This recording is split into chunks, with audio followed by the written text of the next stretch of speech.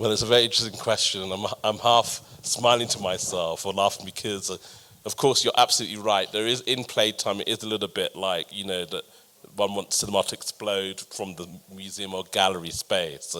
But I should only say that, part of that sort of interest in aesthetics for me in relationship to making playtime connects to making, of course, the work beside it, which is his sister work, which is Kapital, which is the conversation between myself and David Harvey, which, in a sense, is the kind of bedrock in relationship to the playtime work. And in that work, has a very strong documentary impulse.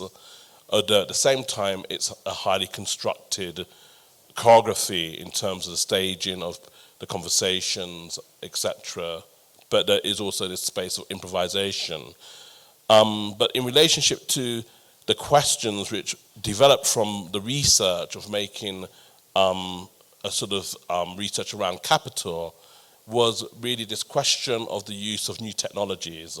And in the case of Playtime, it's the first work that I've made which was shot with a Red Epic camera. I think some of you who are involved in film might know what that camera is, and it was the first time that I shot a work on digital high-definition technologies. I think in that work, what I was really interested in, or what felt peculiar, was that in my discussions with different theorists around Kapital, the main oscillation was the fact that to represent Kapital is an impossibility, and that the fact that through high-frequency trading, that deals were being made in microseconds and nanoseconds in terms of Kapital itself.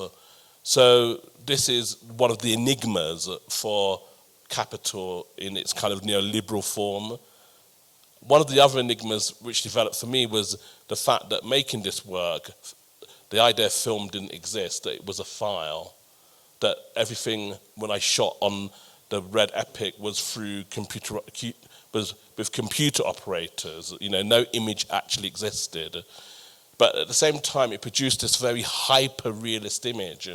And it's this hyper-realist image which in a way is a kind of late Kapital image, which I was trying to emulate in making the work. And at the same time, that the image didn't exist, and it wasn't like film, and in that sense, I'm a bit of a modernist. I like film, because I like the idea that you have a film negative, that you can see it, that there's some materiality, and in this work, that didn't exist. So it was mirroring some of these questions. And so I would say the hyperbolic representation of this work comes out of the fact that I wanted it to be on high definition. I wanted it to have this look to it, which, some people could criticize that it's maybe emulating too closely the very thing that you want to critique.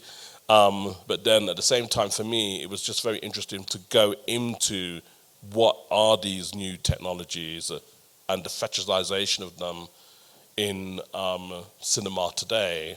And so in that sense, I think, that and a relationship to performance, to the fact that you have someone like Simone de Pury who creates Kapital through language, through talking, through auction bidding, to the fact that art itself is a kind of asset form of Kapital. All of these questions which have come to bear on the current state of both the art world and also the changes in technology, how those have affected our very notion of how we kind of live or think or want to describe how we're inhabiting Kapital at the moment. So, there are all of these questions which are buzzing around this way. I don't know if I've got them all right, but it's really the process of trying to make the work which is important.